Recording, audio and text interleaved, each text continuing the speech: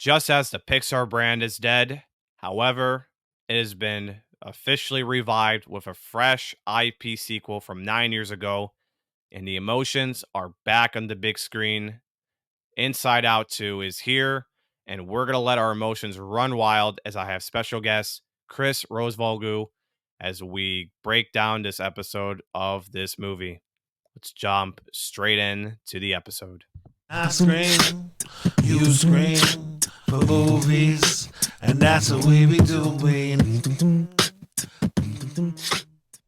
What is good, movie fans? Welcome to I Screen, You Scream for number four movies. I'm Danny Escamblaji. Subscribe to the podcast before we get started if you are planning to enjoying this episode. And don't forget to follow my social media platforms. They'll both be in the show notes for my Twitter and TikTok. But ladies and gentlemen, Pixar's back. And I mean a bigger brand Pixar film. We haven't gotten in a long time, if you want to exclude Lightyear a few years ago, which I know that didn't do well, like in the box office and such a couple years ago. And then we had Elemental, which is original non-IP Pixar film, which did decently okay in the sleeper kind of way. But now this is the test. I've been really meaning to see where this stands. And ladies and gentlemen, this title just got bigger, badder than ever before. Inside Out returns with a grand slam of emotions, and they are back with some new ones. But today's episode, I couldn't do this alone. I have to bring in a new coming guest, cinema lover, and also the Boot Crew Media camp of the Stay Up Strengths podcast of his work. This is Chris Rosvoglou. Chris, thanks for joining here today. Yeah, thanks for having me. I'm excited to do this, man. I'm excited too. So, before we get started, tell the listeners who you are and what do you do for fun. And So I'm a sports writer for The Spun. So that's my my day-to-day job, Tuesday through Saturday, whether it's football, basketball, golf, obviously with majors that just finished. And obviously when that day ends, I switch over to covering the Saints for Boot Crew Media. We do, weekly podcasts. We do occasionally daily videos, depends how popular, things are going on. If it's busy for the Saints, which usually is pretty often because they're such a chaotic team at times. And outside of that, if I take all the sports to the side and get rid of my actual work stuff, there's probably nothing I love doing more during my free time than watching movies. And it's only elevated, I'd say, post-COVID from, watching everything at home to all of a sudden, getting finally an AMC, monthly pass and all that. So, that's kind of how I pass my time. Sports and movies is pretty much my 9 a.m. till whenever the heck I go to bed. That's kind of how I occupy my day. Work, video gaming, and movies is what I do for fun and hell, just for even the downtime of that. I still enjoy games no matter how rough life can be, and movies, of course, I still mentality fight through and just get the stuff done. It's what I always like to be passionate about as my free time grows, you and I have a lot of common on what we do for fun and such. So that's good to hear. All right. So let's get started to Inside Out 2. Now, there's a lot of topics we should discuss, but quickly, let's brief our thoughts to this film. As a guest, what do you think of Inside Out 2 compared to the first one? Yeah, I mean, maybe I don't know if this is a hot take on my end, and I kind of specified this when I was talking about how much I liked the movie on Friday when I saw it. I know how great the first one is, and for me, it like what they were able to do. It was a new idea. It was so incredible. And rewatching it, I think I graded it harshly the first time I ever saw it because I just didn't care for, let's say, the characters as much as I would for a normal Pixar movie. But man, it's so genius, and it was so fun to hit home the second time I watched it. This one for me, though, there's so many themes that I can relate to at this current point in my life.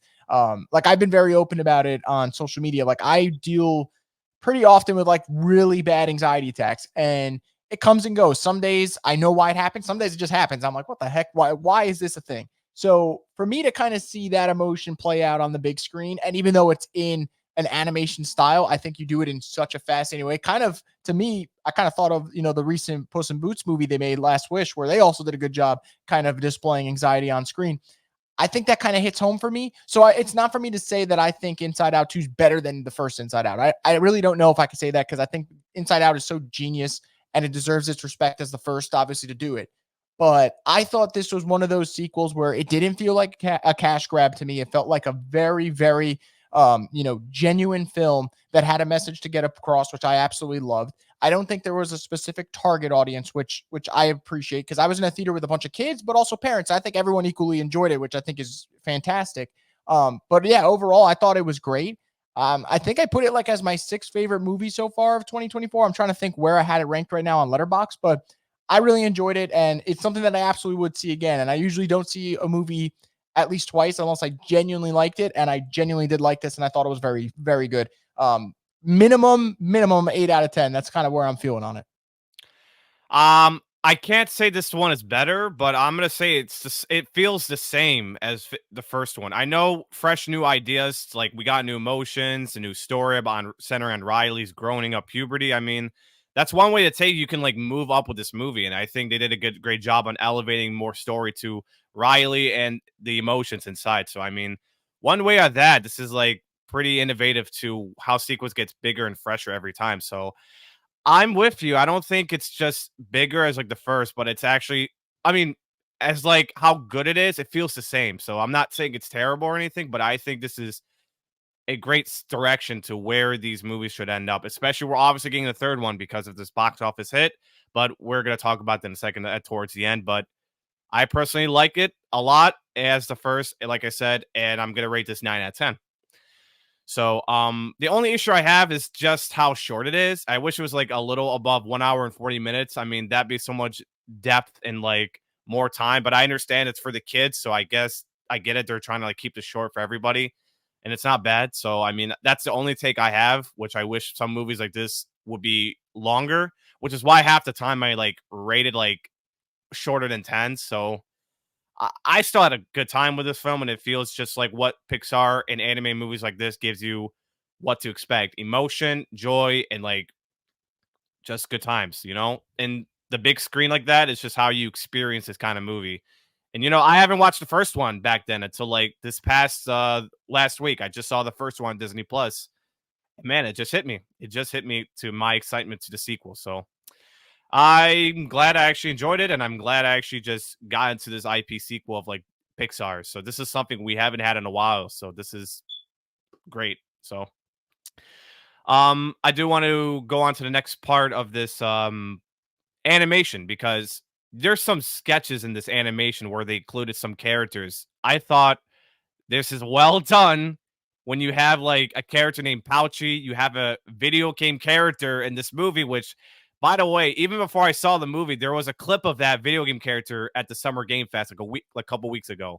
And I'm surprised that video game character is in this. Not as someone we know, but you know what I'm talking about. But the people that haven't seen it, I don't want to spoil it, but you have to see this character. He's not someone iconic, but someone made up, and the video game character in that animation is credible. I just saw some animation style with that going with in some parts of this movie. It's very entertaining on the animation. It was just good. What do you think of the animation style they implement this, Chris? Yeah, it's funny. You mentioned Pouchy. I think that's probably the most I laughed in this movie.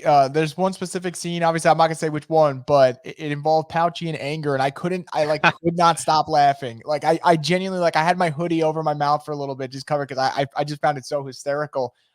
Because they're kind of in a time crunch at that moment, and I think the way it worked, it was hilarious. I don't know if I loved how it looked on screen. It looked a little off, but obviously I think that was kind of the point. Like, obviously it's supposed to be different styles kind of blend into one. And as someone who loves that, when I watch, let's say, like, Across the Spider-Verse, I don't think I could be unfair and then say I don't like it for Inside Out too. It's kind of a similar idea. It's different styles clashing. So I thought it was really funny. I thought they did a good job with it. The only not a question, but the only thing I would say animation style that I didn't necessarily love is I was just, so for me, and this isn't more so animation, it's more so what they picked. I'm still confused as to why we needed Disgust and Envy, and then the way they kind of mixed it up. I just felt like they really wanted Ayo as a voice cast member of this movie, which I get. She is like so popular right now with everything she's got going on, so I get it. But I felt like there wasn't much for her to do, and even animation style, like, I loved how the animation looked for embarrassment. I loved how the animation looked for anxiety, and I'm like, I don't know. I just felt like they didn't know what to do with that character. So that was where, if I had one complaint with animation, I just wasn't sure what the vision was there, other than we really want this actor as a voice in this movie. But animation style, I thought it worked. I thought yet again, I find myself so amused by the way they show the emotions in the parents' heads, even if it's so brief. I love that. I love it. Her friends in the car, like how they portray how their emotion looks too. So I thought the animation style was good. Is it Pixar's best? I don't personally think so, but I still think it's cute enough and it gets the job done. I can't complain about that. Oh yeah. The new emotions in this movie. Let's discuss them. They did very good ideas with this movie's emotions. So you have, like you said, embarrassment, envy. Um, what's the other one? Like with the oh my god, it starts with an E, but ennui or something. Yeah, it was like on the Ennui, yeah, yeah. ennui. Oh, okay. And anxiety. But I think the most standout, I think, stole the show, which I want to get into, is anxiety. And she's voiced by the amazing Maya Hawke, daughter of Ethan Hawke. And I think she's gonna start becoming a trend right now, starting with her role. I know stars behind voices don't really like matter to the point, but I truly think this is like an amazing, entertaining show for like what Maya Hawke did with this character. So as much as I credit her a lot, I do credit the other ones too, Aya and Birdie as Envy, and I forgot the other cast members to that emotions as well. But I think the one I stand out most that I can relate to is anxiety, because sometimes, of course, I have anxiety to my everyday life, whatever it's work or something, but it truly shows like how much we all have in common with how much anxiety we have. So I mean, Maya Hawke did a great job with this character and stole the show. What do you think of this?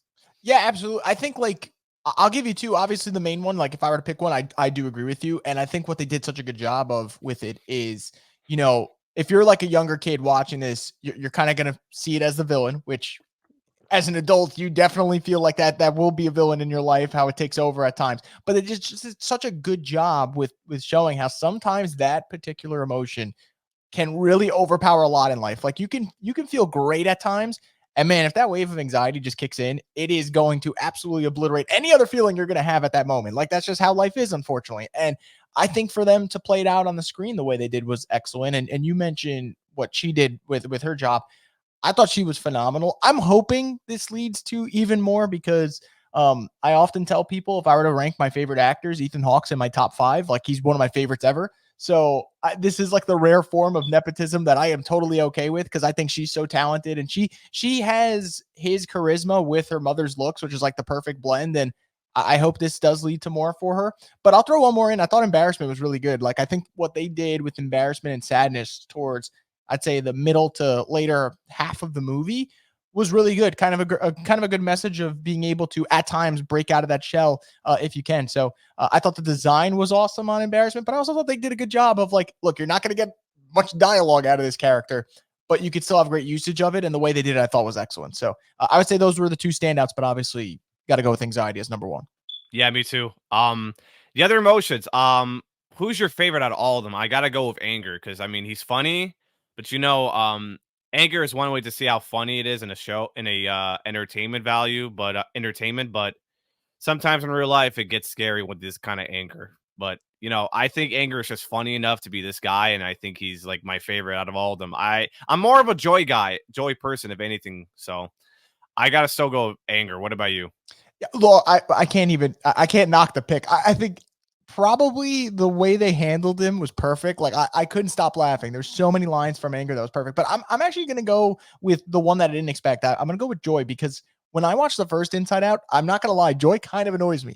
And there are moments where I'm like, God, like this is your protagonist in the story outside of obviously Riley. And I'm like, I don't really care for this emotion. But I think there's a good job of having, character depth here and kind of understanding a little bit, take your hand off the wheel. You can't control everything in life. And I really love that. And obviously, Amy Poehler is such a good voice actor, too, that it just works perfectly. But I think for me, the reason that's going to be my pick is more so an expectation thing. I went in expecting Joy to kind of annoy me, like Joy annoyed me in the first one. And that did not happen. I was just pleasantly surprised. I thought, especially the second half of the movie, there's emotional beats that come from this specific character that absolutely hit. Obviously, there's going to be one quote that everyone's going to use on like social media and LetterBoxd and whatnot. And I totally get it. So that would be my pick for me. But number 2 would have been anger. I thought anger was so good in this. I mean, great in the first one too. But those would definitely be my top 2. But I'll go Joy with 1. Joy's my second favorite. some reason I love Disgust too. The way she behaves, the way she talks. I mean, it's funny and it's beautiful at the same time. I gotta give my favorite third the emotion to Disgust because she's really entertaining in some way of like how amazing. So, I mean, it's just pretty fun to watch. As like since the last one, I was starting to feel like overjoyed to this character too. So I do love Discuss as well. That's like my third favorite. And then this is a new take on this director I want to bring up. So this is directed by Kelsey Mans. So this is a new director who the other one did not have the same director coming back. The last director was named Pete Docter. So Kelsey Mann, I gotta say, hit it out of the park with the sequel, especially that he knows how the last one went. And so he managed to step in and just delivered these great takes and like great getting the performances out of these voice actors too. That's like the number one thing. You get them to do their job right, and you just take the wheel of where the direction goes. So I gotta say, Kelsey Mann did a great job with this directional debut. This is his first directing, by the way. I mean, I don't know if it's a guy or girl, Kelsey Mann's, but I just either way, he or she, I don't know by this episode, but I'd say he or she did a great job with this movie. What do you think of this director? As much as you know directors, just that throw this out. No, I agree with you because I think there is that pressure of what you're coming off. Like, it's not like a sequel to a bad movie. It's a sequel to, for many, like an iconic animated movie. So there is that pressure there. There is that, got to kind of keep it on par, which I would say it kept it on par. Like people, whether or not you rank it high or low or whatever, it's at least close enough in the vicinity that you don't feel like it's a massive step down, whether you look at like the Rotten Tomatoes grades or you look at LetterBoxd is pretty close. You look at just the overall reaction. Obviously, money-wise, it's done fantastic. But yeah, no, I thought he did a good job. I actually just searched up just to make sure for the both of us. So it is a guy. And cool. Yeah, I look, I thought this was a good job. That I always get kind of worried when you step into a big role like this as a first-time director. Like I think sometimes when Marvel does a lot of their movies, and I bring up Marvel obviously because of the Disney connection, I get a little worried for first-time directors being in that spotlight of that big because there's going to be a lot of eyes on it, obviously, because Disney's so box office all the time with everything they do. But no, I thought that was great. I'm actually excited to see what's next now. If there is a partnership here between Pixar and Kelsey Mann moving forward, because man, this was really good. And obviously, it's tough to say, like, it's not the same, like, camera work wise. Like, I don't know the what goes on behind the scenes when you're directing an animated movie as opposed to directing something that's live action. But I imagine it's still a lot of damn work and it's a lot of pressure. So, no, I thought he did a fantastic job. For sure they're gonna make a third one. I think they should get him and Pete Docter coming back both at the same time. And I think the combination of both them coming back with the knowledge of like what these movies do would be something bigger. So I hope they can come back both at the same time and like work it out together because I think that'd be exciting if anything. I want to bring on Riley's story, of course. Like I stated, they did a good job with like Riley's grown up maturity as time goes with the sequel, and it seems like it's like I actually thought going to this movie she'd be in high school, but then they had an idea where she's going to high school, but it turns out it was like hockey camp.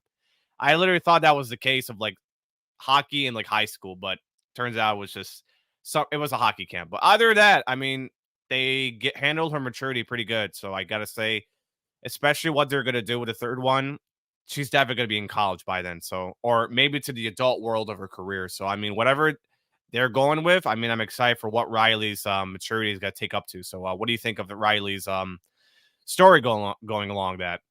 Yeah, no, I'm actually with you. I was kind of surprised. I didn't think it was going to be like the story was told over 3 days of hockey camp. Like I didn't think that was going to be the case, but no, it worked out really well. Obviously, story wise, there's so much you could pull here. Like, obviously, we mentioned the anxiety aspect of it, but even like certain decisions that get made, I'm sure every person who's kind of making that step from like middle school to going to high school, like there might be some friends that you kind of fall out of relationships with, whether you guys kind of go your separate ways or whatnot. Like I remember, so many times when I was leaving from 8th grade to high school, like not every one of your friends is going to the same high school. And there is that kind of worry about, oh, are you still going to be friends? Like what's that connection going to be like? So, I think they did a great job. It's obviously relatable. There's nothing here that I saw that I was like, man, that's not realistic at all. Like maybe one certain scene, I thought, I don't know if anyone's going to do that.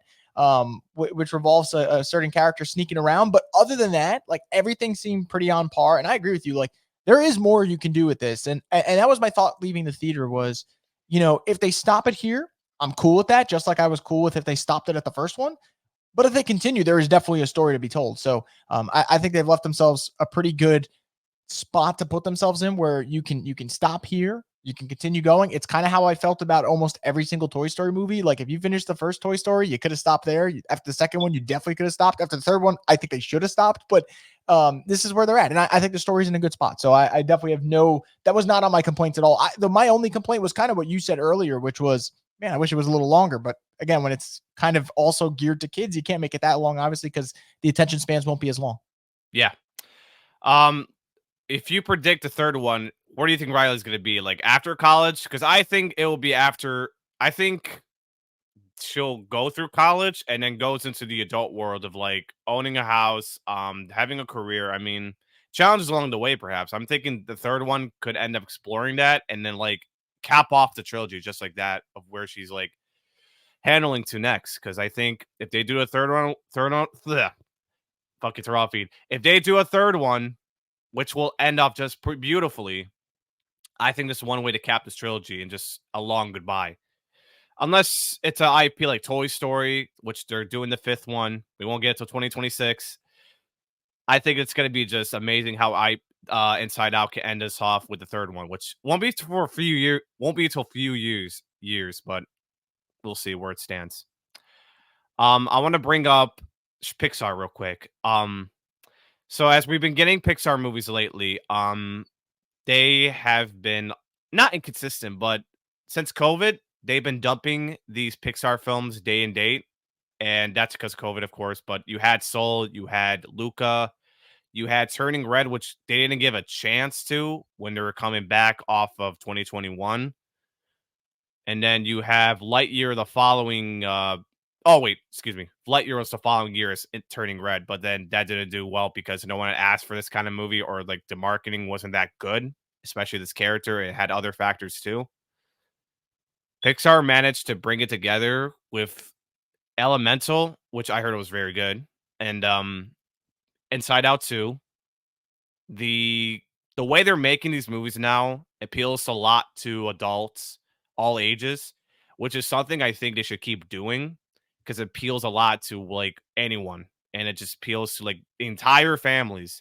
And I was so afraid going to this movie that this opening weekend, which we'll discuss in a sec, is not going to be significant because of the Disney Plus factor, which is the most annoying thing and disrespectful thing I always look at.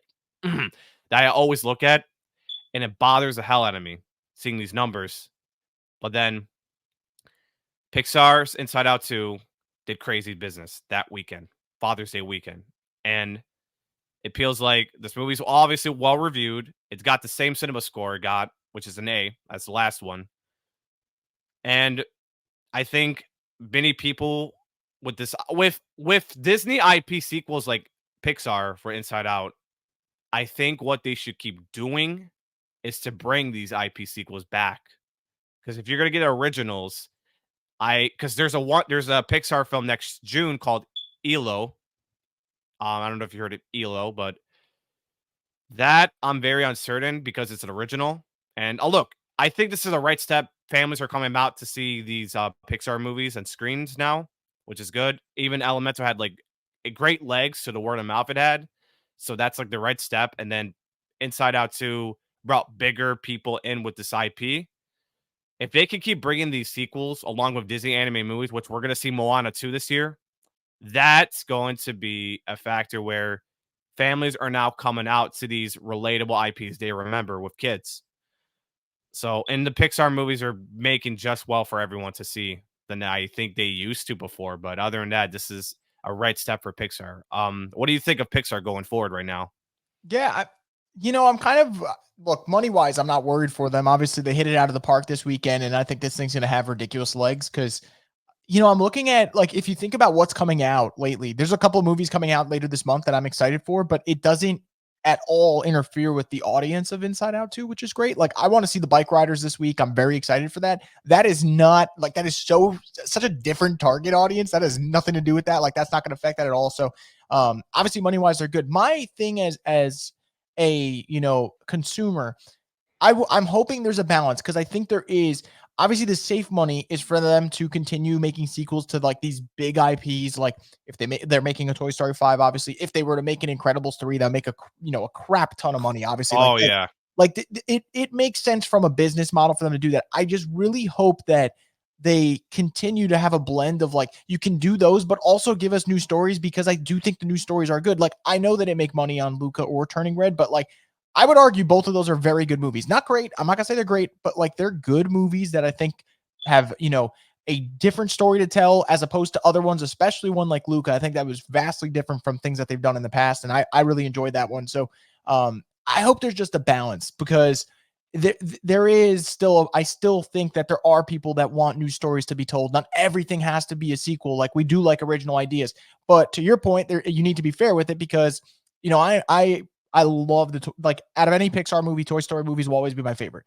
And I grew up being a huge fan of Buzz Lightyear. We didn't need a Lightyear movie like that. You don't need like there's got to be a balance of like what do the fans want? What do they want? So Tim Allen could have been the voice for sure. I think that that would would have have brought changed people it. in. Yeah, That would have changed it. that absolutely would have. I think there was a lot of people, and you mentioned a lot of factors that went into that not doing well. I'd imagine that has to be one of the big factors because someone would be like, "Oh, but you recasted him, this and that," even though it's not the same character. It's what inspired. But like for people who are just kind of like the casual fan going into it, that matters. So I think there's a balance, and if they can work out a schedule where you could get like an IP and an original mixed between two IPs, so you're at least going to get two financial hits in between surrounded by that one original. And if that original doesn't do great, you still know that you're going to make profit out of those three movies. Then I think maybe they can do something like that. But I just hope it's not like I don't want the future Pixar schedule to be Toy Story 5, Incredibles 3, Inside Out 3, Zootopia. Well, I don't think Zootopia is not. It's going. Disney, right? The sequel's being made. Yeah, Okay. it's being made. But I just hope that's not like their schedule where it's like every single one's a sequel. I love sequels, but not every single one has to be one. But that's kind of where I'm at with it. I'm so glad this did well though, and this was by far this was the first time this year I would say I was in a theater where there wasn't an empty seat available, and I think that's obviously a great sign for a Pixar. It's a great sign like that. Not even a bunch of empty seats. When I went to my theater this Saturday Saturday night this past weekend, lots of people filled up. Like the walk-up business was huge. So I'm gonna just say the number real quick. So Inside Out 2 made a gigantic 155, which dethrones Dune Part 2's opening weekend and Godzilla X Kong, which are both in the 80s. This is like already supposed to be the biggest opener of the year, which I knew, but this was gigantic as hell. Like the tickets went open up. I was worried when the seats were not filling up right away because I expect them to be filled up in that way. But then weeks as a kids movie, they don't usually filled up unless it's a Marvel movie. But as weeks fly, they start to get bigger. And I just knew this would be gigantic for sure. So what do you think of this opening number of 155? This broke over the first one, which made 90 in 2015, and now just made 155. And that's not been the biggest. I mean, it's been now the opening weekend it's never been since Barbie last year, which made 162. So this is like the biggest opener right now of the year until we get to see Deadpool and Wolverine crush it. So what do you think of this number 155 for Pixar right now? I'm thrilled because man, I'm not gonna lie. The last like month, I've been one of those people that has been worried about the movie theater experience because we've had good movies that have come out and people haven't been showing up. Like I really thought I didn't think it was great, but I thought Fall Guy was really fun, and you had two big names attached. And I went to the theater and it was pretty much empty, and I was like, man, that's pretty disappointing. And then a couple weeks later, I saw Furiosa, and it was like don't. I'm upset about that. And I'm sorry. That was such a fun movie, and it again like. Those two, I'm not gonna lie, back to back, I was like, oh my god, like no, people aren't going to the theater anymore. But I will say, my hope for this summer is restored. I was gonna say, Mad Max is an old IP, no one cares. So let's just throw it out to that, and no one asked for a character. That's all. That's all it is to it. Even the prequels don't do so much. If you know Scott Mendelson, I'm gonna throw my ones up for this guy. Scott Mendelsohn's a guy.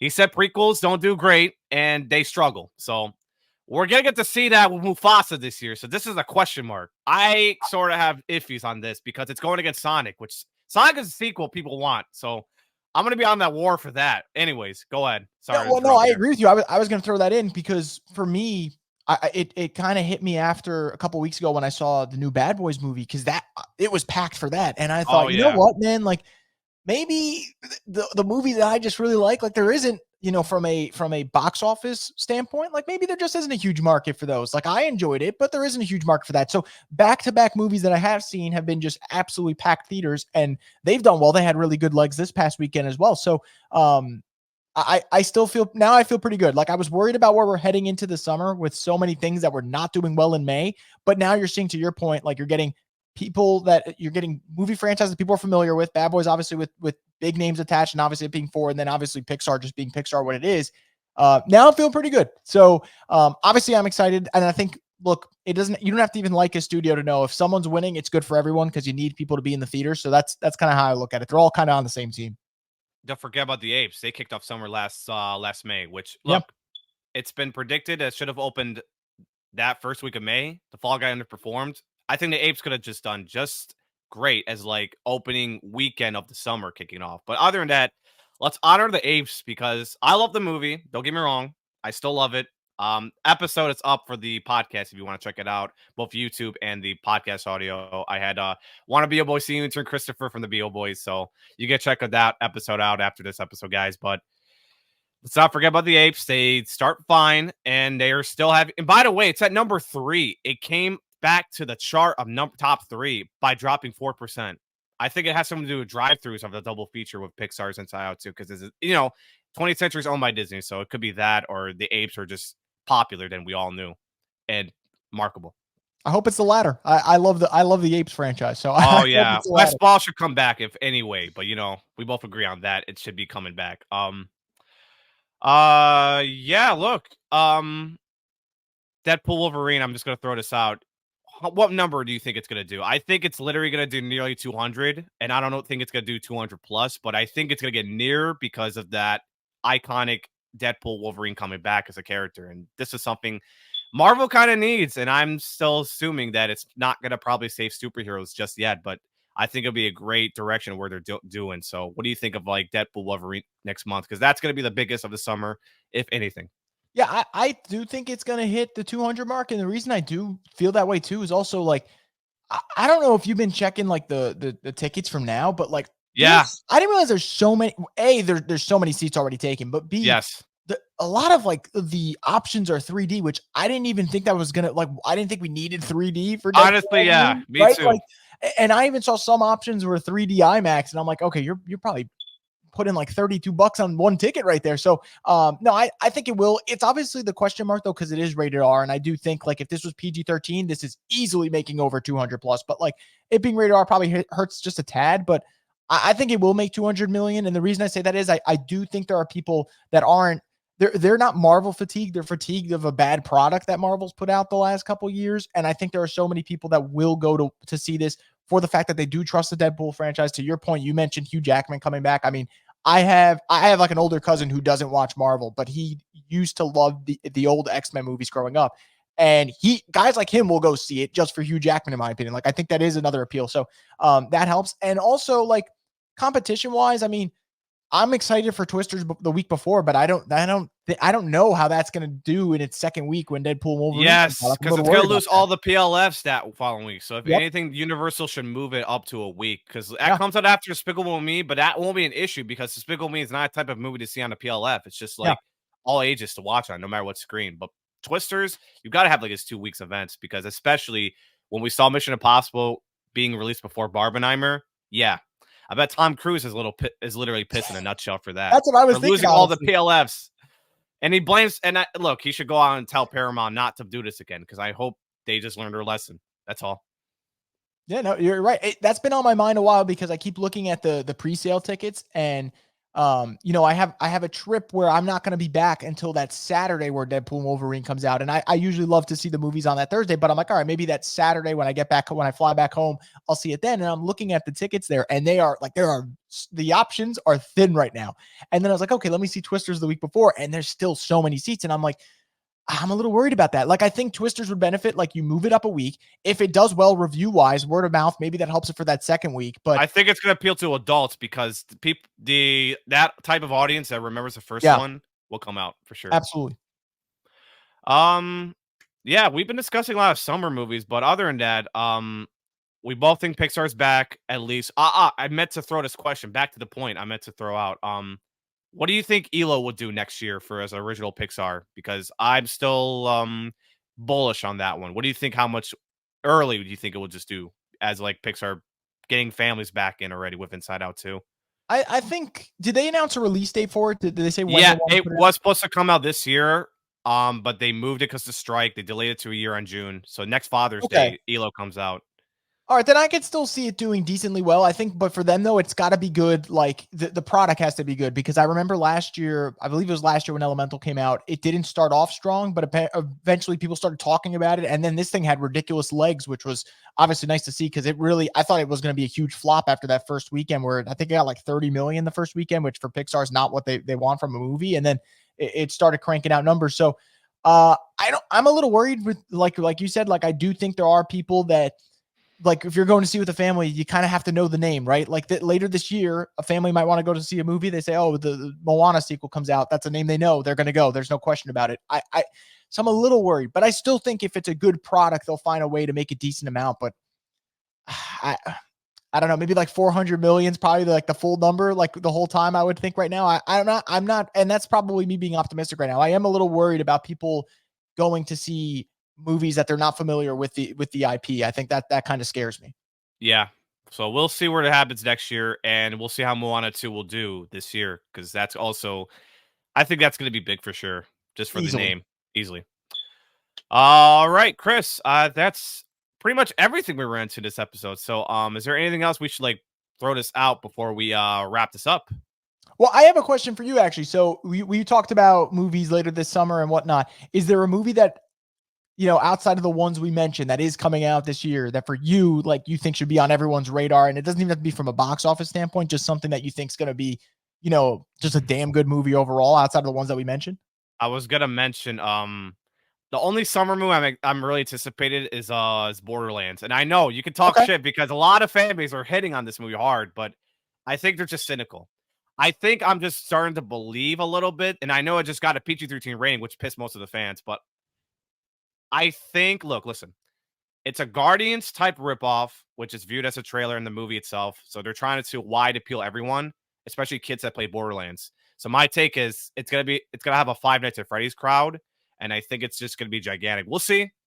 But other than that, the biggest movie, uh, you said like what's gonna be big outside of box office. I mean, I'm still gonna be very, very high on Borderlands. Because as video game movies start to become a thing now as an event, we could start seeing them becoming, especially the IP of Borderlands. People knows Borderlands well, so that's the only thing I'm like high on, and I'm very like not confident, but very 50-50 on it, depending on the word on this movie. So I think this will be a fun movie, and I think this will be just the only movie of August I'm thinking will be a gigantic hit. So we'll see, because August is a wasteland of movies for Yep. like box office. So I'm guessing Borderlands has to be the biggest out of all of them. So we'll see where it stands. But And correct me if I'm wrong. I think it supposed to compete with Trap, and that moved up a week.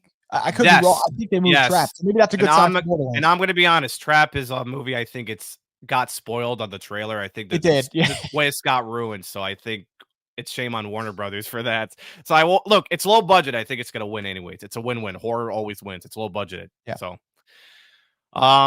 yeah, Borderlands, I'm very high. I'm very excited on it. And July next month is gonna be very something. What about Quiet Place? Quiet Place, I'm very excited. That won't be nothing till my next movie till for that. So Quiet Place is my next film and episode, ladies and gentlemen. So very excited on that one. I hope it's good. I also hope though this is the last one we get out of it because I don't want them to like oversaturate the product. But I do think like I think. ever from the first one and the second one, there was always that thought to me like, man, I hope they do a movie that shows how it started. So I'm definitely in on this. Like I think there is a market for this, and I would imagine it does well. Like I think the last two did pretty decently well, and I think there's that experience of like even feeling bad to eat your popcorn in a quiet theater because you feel like you're going to be the person making noise watching it on screen. It's Yes. so sick. So I'm Yes. excited for that. I do agree with you. Oh yeah.